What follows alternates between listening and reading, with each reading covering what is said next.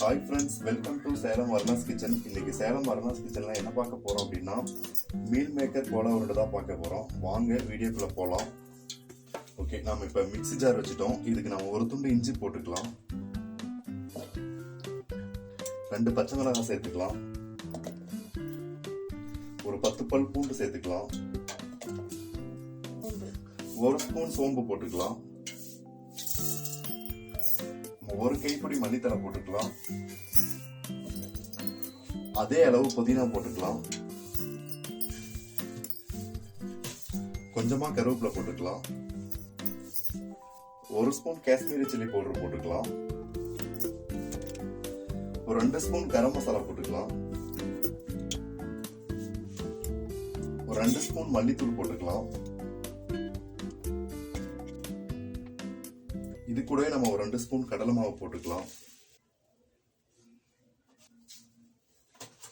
நம்ம இதுக்கு தேவையான உப்பு சேர்த்துக்கலாம். இது நம்ம ஓரளவுக்கு குறைன்னு அரைச்சு எடுத்துக்கலாம்.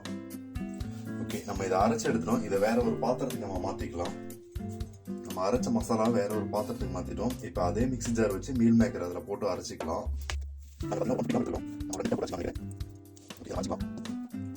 இது கூட நம்ம கல்லுப்பு சேர்த்து கொஞ்சமா குறகுறப்பா அரைச்சு எடுத்துக்கலாம். மீல் மேக்கர் எல்லாமே அரைச்சு கொட்டிட்டோம்.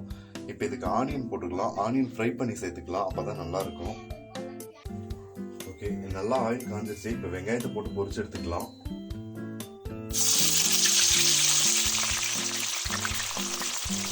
நல்லா பொரிஞ்சு வரட்டும். ஆனியன் நல்லாவே ஃப்ரை ஆகி வரணும், நல்லா பொன்னிறமா வரட்டும். ஓகே, நம்ம ஆனியன் நல்லா ஃப்ரை ஆகி வந்துருச்சு. இதை நம்ம இப்ப எடுத்துக்கலாம்.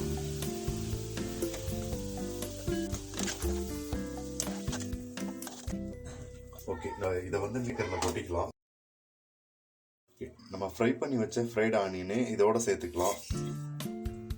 இதை நம்ம நல்லா மிக்ஸ் பண்ணிக்கலாம், நல்லா பிசைஞ்சிக்கலாம்.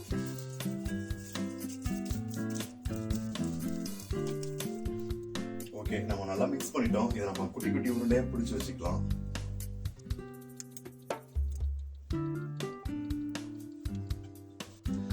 ஃபைனலா நம்ம பால்ஸ் பிடிச்சிட்டோம். இப்ப நம்ம வந்து எண்ணெயில போட்டு பொரிச்சு எடுத்துக்கலாம். நாங்க பாத்தீங்கன்னா எண்ணெய் ஆல்ரெடி காஞ்ச எண்ணெய் தான் போட்டு பொரிச்சு எடுத்துக்கலாம். ஓகே, ஆயில் நல்லா காஞ்சிருச்சு. இப்ப நம்ம எண்ணெயில போட்டு நல்லா பொரிச்சு எடுத்துக்கலாம்.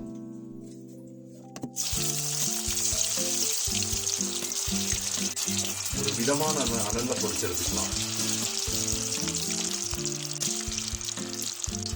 நல்லா வெந்து வரட்டும். நம்ம மெதுவா கிண்டிக்கலாம்.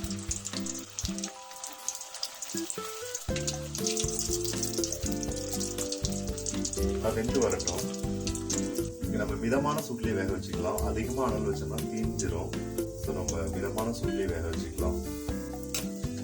நல்லா திருப்பி திருப்பி விட்டு வேக வச்சுக்கலாம். ஓகே, நம்மளுடைய கோலா உருண்டை நல்லா வெந்துருச்சு. இப்ப நம்ம இதை எடுத்துக்கலாம்.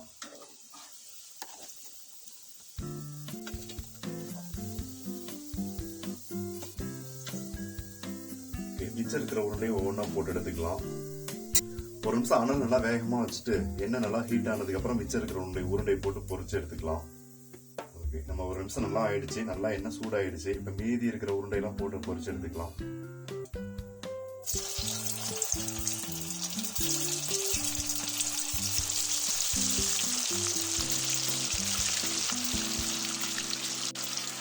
ஃபைனலா நம்ம எல்லா உருண்டையுமே சேர்த்திட்டோம். நல்லா வெந்து வரட்டும். மிதமான சூட்ல லைட்டா உடையாம கிண்டி விட்டுக்கலாம்.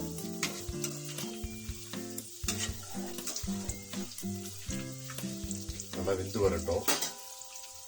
நம்மளுடைய கோலா உருண்டை நல்லா வெந்து வந்துருச்சு. இப்ப எடுத்துக்கலாம்.